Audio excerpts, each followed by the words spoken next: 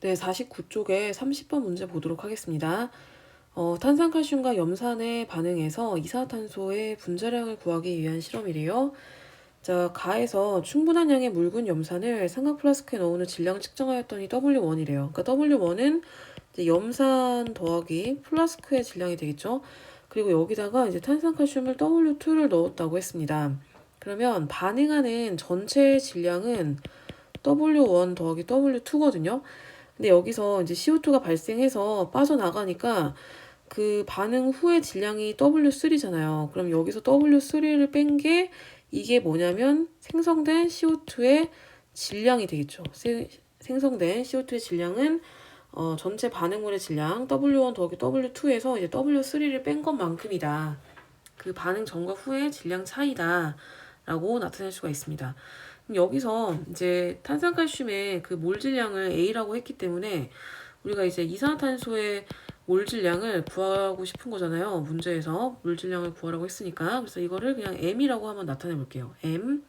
자, 그러면 어떤 관계가 성립을 해야 되냐면 그 탄산칼슘의 반응한 양하고 그 다음에 CO2에 생성된 양이 몇 대 몇이어야 됩니까? 예, 1대1이어야 되겠죠? 개수비가 이제 1대1이니까. 그래서 이게 1대1로 성립하면 되는데, 그럼 탄산칼슘의 양은 A분의 W2가 되겠죠? W2 질량이 반응을 했는데, 화학식량이 A니까, 뭘로 나타내면은 A분의 W2가 될 거고, 그냥 같다라고 써볼게요. 1대1이니까. 그래서 CO2의 양은 몰 질량이 M이니까 M분의 W1 플러스 W2 마이너스 W3가 되겠죠. CO2의 질량 나누기 몰 질량을 하면 CO2의 양이 나오죠. 그래서 이 식을 M으로 정리를 하시면 됩니다. 그래서 M은 해서 구하면 답이 4번이 되겠죠. 예, 그래서 간단하게 구할 수가 있습니다. 자, 그 다음에 31번 문제 보시면 AB와 B2를 넣고 AB2를 생성하는 반응을 완결시켰을 때에 대한 자료래요. 자, 이렇게 화학 반응식이 이제 다 주어져 있고, 그 다음에 이제 원자량, 그러니까 몰 질량의 B가 나와 있어요. 그러면 우리가 이걸 가지고 반응하는 그 질량비를 구할 수가 있습니다. 반응 질량비.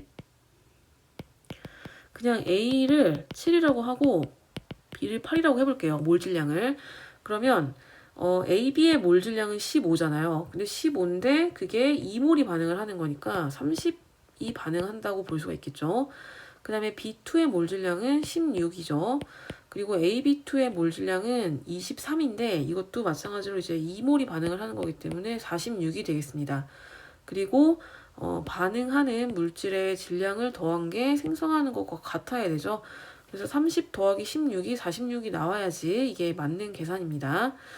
자, 그 다음에 두 번째 자료를 보면 반응 전과 후에 기체의 밀도비가 나와 있어요. 밀도비가 4대 5인데 어차피 이제 실린더에 넣고 반응을 시키니까 질량은 보존이 되잖아요. 그러면은 이때 밀도비는 결국에 부피비를 알려주는 거예요. 그래서 밀도와 부피가 서로 반비례하기 때문에 반응 전과 후에 부피비가 5대 4라는 걸 알 수가 있습니다. 그러니까 반응 전이 5고 반응 후가 4라는 것을 알 수가 있어요. 근데 이게 결국에는 몰비가 되겠죠. 몰비. 그러니까 기체의 전체 몰비가 반응 전에 5몰이 있었다면 반응 후에는 4몰이 있는 그런 형태가 되면 된다. 그런 얘기예요. 자, 그리고 이제 반응 후에 남은 물질과 생성 물질이 나와 있는데 그럼 이거를 그냥 이렇게 생각해 볼게요.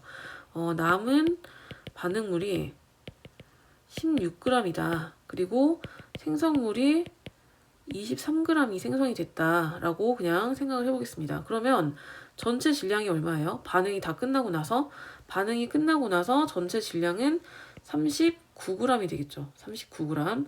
자, 39g이 되는데 그러면 이 질량은 반응 전과 후에도 항상 같아야 되기 때문에 이게 반응 후에 39g이었다면 반응 전에도 39g이 있었어야 됩니다.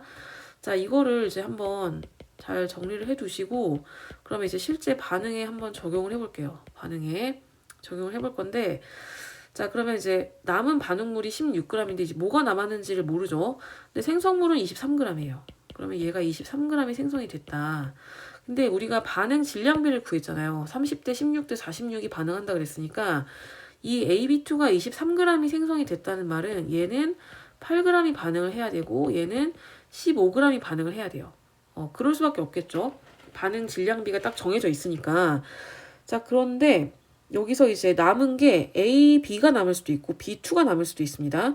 그럼 만약에 A, B가 남았다라고 생각을 해볼게요. 그러면 A, B가 16g이 남았다. 그럼 B는 안 남았겠죠? 둘 다 남으면 안 되니까. 그러면 A, B가 처음에 얼마가 있었냐면 31g이 있었겠죠? 그리고 얘는 8g이 있었겠죠? 그래서 반응 전에도 이제 39g이 있었던 건 맞아요. 자, 그러면 이렇게 남았다고 하면 이거를 가지고 그 반응 전과 후에 몰비가 5대 4가 나오는지를 확인을 해보시면 됩니다. 몰비가 5대 4가 나오는지. 자, 그러면 우리가 이제 A의 원자량을 7, B의 원자량, 그러니까 몰질량을 각각 그냥 7하고 8이라고 했을 때 그러면은 AB2 23g은 AB2 1몰에 해당하겠죠. AB2 1몰. 이건 몰이니까 그냥 이렇게 동그라미로 표시를 해볼게요. 1몰에 해당한다. 그리고 AB 16g은 좀 애매하죠. 숫자가 15분의 16몰이 되겠죠. 15분의 16몰.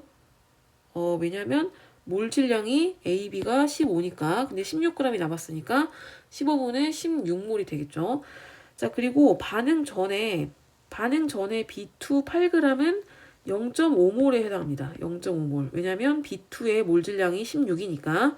그 다음에 AB 31g은 15분의 31몰이 되겠죠. 15분의 31몰. 그러면은 반응 전에 15분의 31몰 플러스 0.5몰이 있었고 반응 후에 15분의 16몰 플러스 1몰이 남은 거예요. 근데 이게 5대 4일까요? 딱 봐도 아니겠죠. 이게 5대 4가 안 나옵니다. 그래서 남은 물질이 AB가 되면은 안 돼요. 그러면은 B2면은 어떻게 되냐? 자, 마찬가지로 얘가 이제 23g이 생성이 되죠. 그래서 얘도 8g 반응하고 15g 반응하는 건 똑같아요. 근데 이번에는 얘가 남는 게 아니고 얘가 16g이 남습니다. 그러면 반응 전에 24g이 있었을 거고 15g이 있었겠죠. 그래서 반응 전에도 이제 39g인 건 맞아요. 자, 그러면 여기서도 마찬가지로 반응 전과 후에 몰비가 5대 4인지를 보시면 이것도 이제 몰로 나타내보면 1몰에 해당하고 그러면 얘도 1몰에 해당하겠죠. B2의 몰 질량이 16이니까. 그 다음에 B2 24g은 1.5몰에 해당하겠죠. 그리고 이거는 1몰에 해당하겠죠. AB의 몰 질량이 15니까. 그러면 반응 전에 1.5와 1몰이니까 반응 전에 총 2.5몰이 있었고 반응 후에 2몰이 있었으니까 이거를 5대 4라고 놓을 수가 있겠죠. 그래서 이게 맞는다는 겁니다. 이게 맞는 그게 됩니다. 자, 그러면 기억에서 이제 반응 후 남은 반응물의 양분의 생성물의 양은 1이다 그랬는데 남은 반응물도 1몰이고 생성물도 1몰이죠. 그래서 기억이 맞습니다. 근데 여기서 지금 이게 진짜 1몰이라는 건 아니죠. 어차피 우리가 구하는 거는 다 B를 구하는 거기 때문에 1대1인지를 아시면 돼요. 이게 진짜 1몰이라는 게 아니라 어쨌든 우리가 이제 가정을 했을 때는 1몰이 나왔으니까 1은 맞죠. 그 다음에 니은에 반응 전 기체의 양은 AB는 1몰이고 B2는 1.5몰이잖아요. 그러면 니은도 틀렸죠. 니은은 틀렸어요. 그리고 남은 반응물은 B2이다. 그랬으니까 디귿은 맞겠죠. 그래서 답이 3번이 되겠습니다.